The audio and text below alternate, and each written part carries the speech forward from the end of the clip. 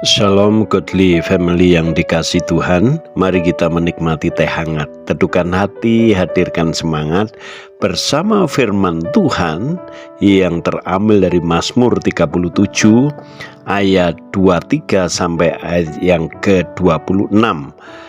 Saya akan membacakan yaitu ayat 23 dan 24. Tuhan menetapkan langkah-langkah orang yang hidupnya berkenan kepadanya.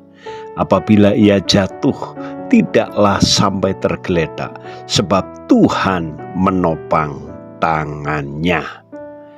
Godly Family yang dikasih Tuhan, judul renungan teh hangat kita adalah percayalah kepada Tuhan dan lakukanlah yang baik. Kita melihat konteks di ayat yang pertama dari pasal 37. Jangan marah karena orang yang berbuat jahat. Jangan iri hati kepada orang yang berbuat curang.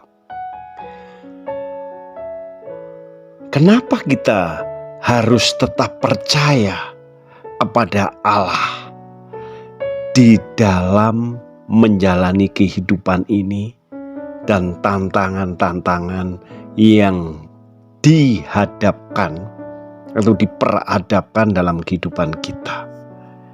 Kita tidak boleh iri, kita tidak boleh marah terhadap orang yang jahat, karena pembelaan Tuhan pada kehidupan orang percaya itu sangat nyata.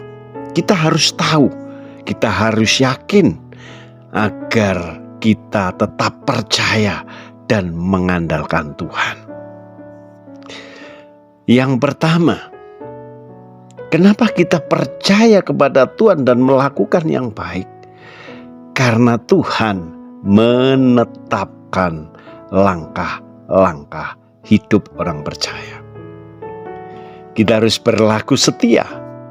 Kita menyerahkan kehidupan kepada Tuhan dan percaya bahwa Tuhan akan bertindak. Di ayat yang keempat, bergembiralah karena Tuhan, maka Ia akan memberikan apa yang diinginkan hatimu. Mari menjalani hidup supaya ada berkenan kepada Tuhan. Langkah orang baik dibimbing oleh Tuhan. Itu terjemahan firman Allah yang hidup. Terjemahan bahasa Indonesia sehari-hari, Ia meneguhkan orang yang hidup berkenan kepadanya.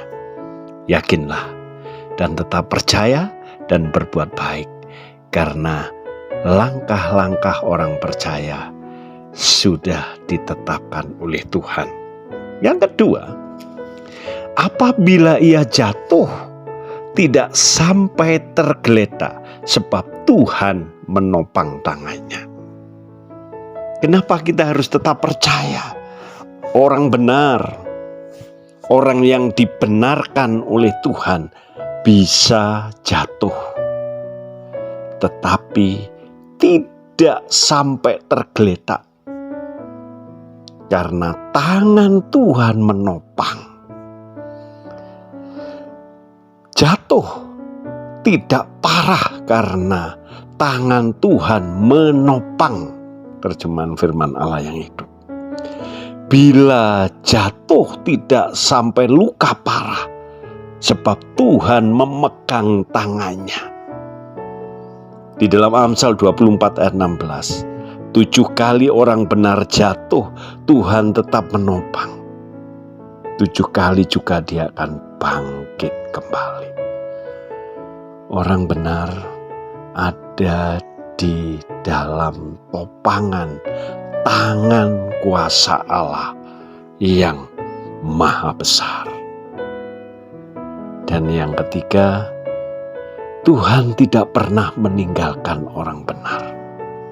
Ini adalah pengalaman hidup yang telah nyata dan disaksikan oleh pribadi yang bernama Daud, pemazmur ini. Dahulu aku muda, sekarang telah menjadi tua, tetapi tidak pernah kulihat orang benar ditinggalkannya atau anak cucunya meminta-minta roti. Hidup dan iman kita kepada Allah sebagai orang-orang yang percaya itu berdampak kepada anak cucu. Khususnya di sini berbicara pemeliharaan Tuhan. Rahmat-Nya selalu baru tiap hari. Tuhan tidak pernah meninggalkan orang yang mengasihi Dia atau melihat anak-anak orang saleh menderita kelaparan. Kita tahu di dalam Roma 8 ayat 38 sampai 39. Sebab aku yakin, ya, dan kita harus tahu siapa yang akan memisahkan kita dari kasih Kristus.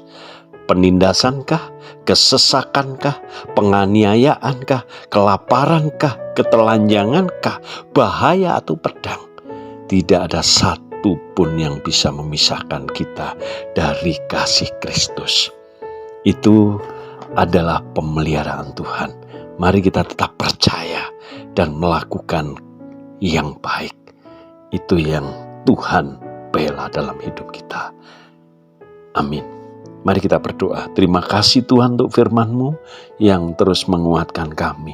Biarlah kami tetap mempercayai Engkau sebagai Tuhan yang terus memelihara kehidupan kami. Apapun yang menjadi tantangan dalam hidup kami punya Allah yang terus menopang kehidupan kami.